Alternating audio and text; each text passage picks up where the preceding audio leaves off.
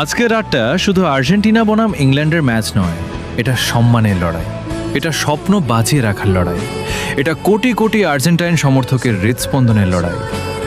England প্রস্তুত তো? কারণ আজ মাঠে নামবে এমন এক দল যারা কখনো শেষ বাঁশি বাজার আগে হাল ছাড়তে শেখেনি।